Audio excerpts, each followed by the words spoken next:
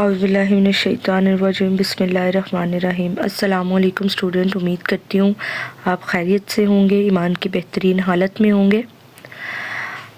कल हम लोगों ने टॉपिक CRO पढ़ा था, ठीक है। अच्छा, कल मैं आप लोगों को ये बात बताना भूल गई थी कि CRO दिखने में कैसा होता है। ये जो आपकी सामने पिक्चर नज़र आ रही है ना बेटे, ये एक छोटा सा टीवी नुमा जिसे कह ले, ये कंप्लीट प्रोसेस है CRO, मतलब कंप्लीट पिक्चर है CRO की, ठीक है।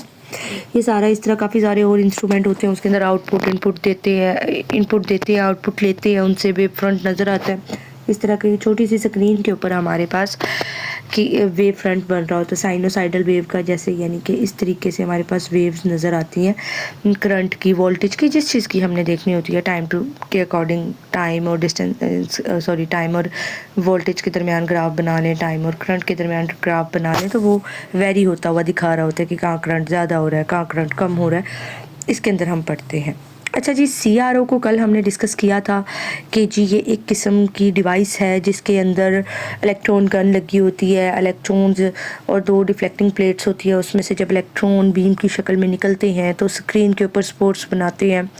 बेसिकली हम इसका वोल्टेज कम या ज़्यादा जहाँ पर हो रहा होता है, इलेक्ट्रॉन को कभी कम वोल्ट मिल रहा है, कभी ज़्यादा वोल्ट मिल रहा है, तो वो जिस तरीके से जब उसका करंट डाउन या वोल्टेज डाउन होता है, करंट हाई वोल्टेज हाई होता है, तो जो उसकी ग्राफ की शेप बनती है वो हम इस CRO के ऊपर देखते हैं। अब जो ये CRO होता है, ये 2 तरह के सिग्नल दे रहा होता है। एक होता है एनालॉग सिग्नल और एक होता है डिजिटल। तो आज यहीं से ही एनालॉग और डिजिटल जो इलेक्ट्रॉनिक्स है इसकी बुनियाद रखी जाती है। तो आज का हमारा टॉपिक भी यही है, एनालॉग एंड डिजिटल इलेक्ट्रॉनिक्स।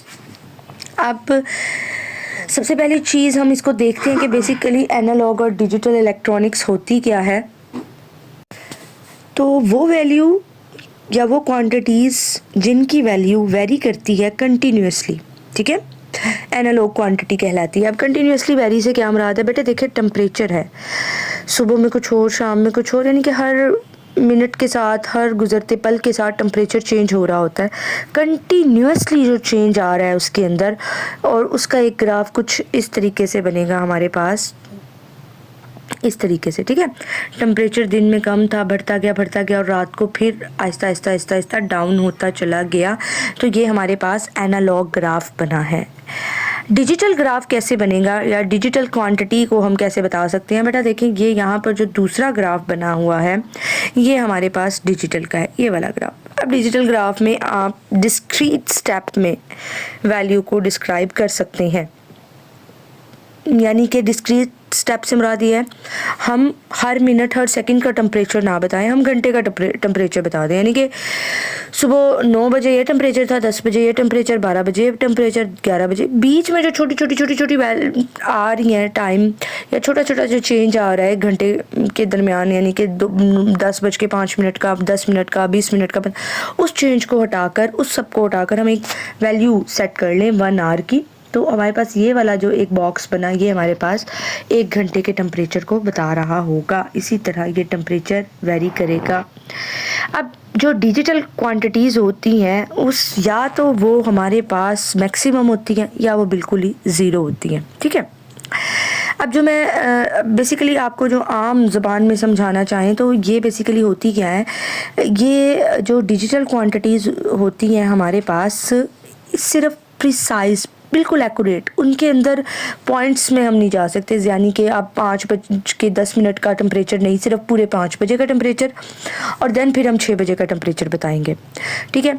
और लेकिन एनालॉग वैल्यू में हम 5:02 का, 1 मिनट का, वो सारा एनालॉग बता सकते हैं टेम्परेचर एनालॉगली कली। अच्छा जी, उसके बाद हमारे पास जो अगली चीज़ आ जाती है, डिजिटल क्वांटिटीज़ के अंदर हमारे पास नॉन कंटिन्यूस मैनर देखने को मिलता है वैल्यूज़ का, यानी कि कंटिन्यू नहीं रहता, डिस्क्रीट रहता है। या तो वो मैक्सिमम पर गया, फिर उसके बाद वो डाउन हुआ, फिर वो मैक्सिमम जाएगा, फिर वो डाउन हो जाएगा, फिर वो मैक्सिमम, या तो वो मैक्सिमम रहेगा या वो ज़ीरो रहेगा, दो ही रहेगा। और इसके अंदर हम चीज़ों को डील करते हैं बाइनरी सिस्टम में, यानी कि बाइनरी डिजिट्स के साथ डील करते हैं, ठीक है।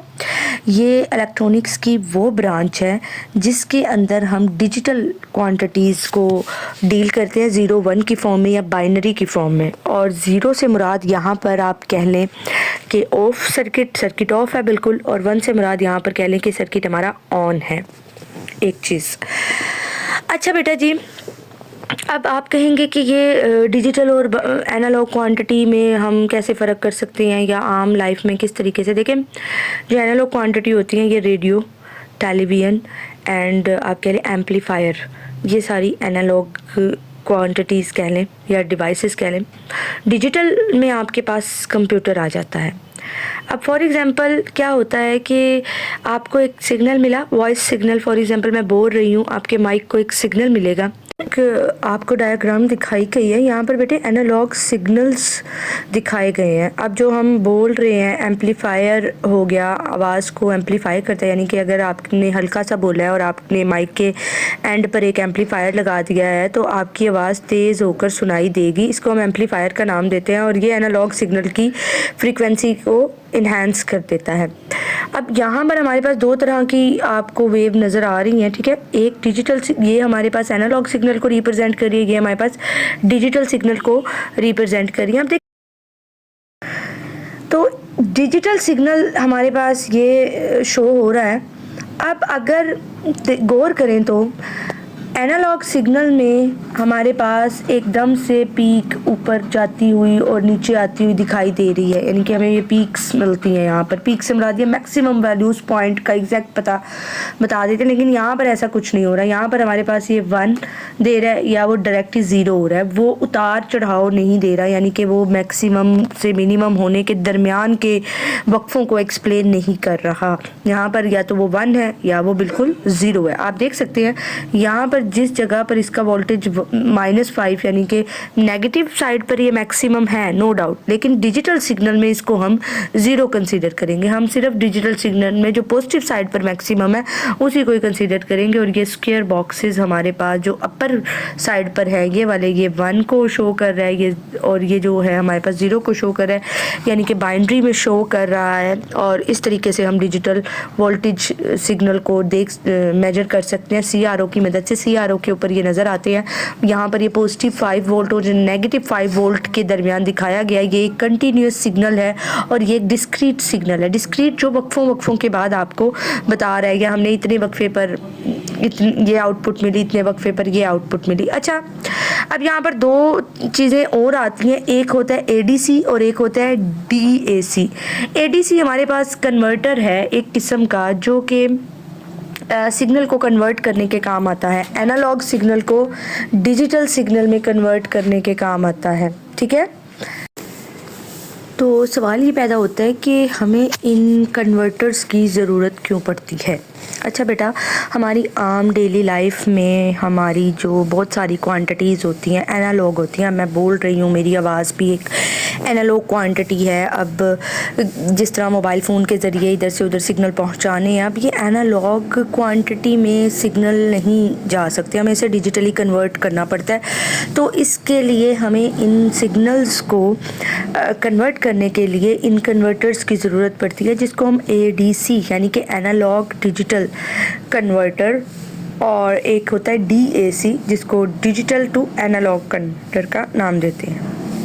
यानी कि जब हमने किसी सिग्नल को एनालॉग से डिजिटल में कन्वर्ट करना है तो हम ADC का इस्तेमाल करते हैं, और जब हमें किसी भी डिजिटल को एनालॉग में कन्वर्ट करना है तो हम DAC का इस्तेमाल करते हैं। और ये हमारे सिग्नल्स को कन्वर्ट करके, और फिर जैसे फॉर एग्जांपल कंप्यूटर में कोई वॉइस हमने सिग्नल, एनालॉग सिग्नल भी दिया है, कंप्यूटर से प्रोसेस नहीं कर पाएगा, हमने उसके आगे कन्वर्टर लगा दिया। अब उस कन्वर्टर ने उस एनालॉग सिग्नल को डिजिटल सिग्नल में कन्वर्ट कर दिया, और कंप्यूटर उसको रीड करेगा, कंप्यूटर उसको अंडरस्टैंड करेगा, उसको जो प्रोसेस उसने करना है, इन्हांस करना है, उसको कम करना है, उसकी डिस्टॉर्शन ख़त्म करनी है, जो कुछ भी करना है कंप्यूटर उसे करेगा। उसके बाद दोबारा से जब सिग्नल हमें वापस एज आउटपुट के तौर पर करेगा वापस, तब भी उसे एक कन्वर्टर की ज़रूरत होगी, क्योंकि वो डिजिटल में हमें सिग्नल वापस कर रहा है। हमें डिजिटल सिग्नल की समझ नहीं आएगी तो फिर उसके आगे हम फिर एक और कन्वर्टर लगा देंगे, जिसकी वजह से हमारा जो सिग्नल है वो डिजिटल से एनालॉग में दोबारा से कन्वर्ट हो जाएगा। अच्छा, एक बात ये था जी आज का आपका टॉपिक बेटा, अपना होमवर्क डायरी से आप लोग देख के, जो होमवर्क आपको डेली बेसिस में डायरी पर दिया जाता है, आया होता है, वही होमवर्क आपने करना होता है।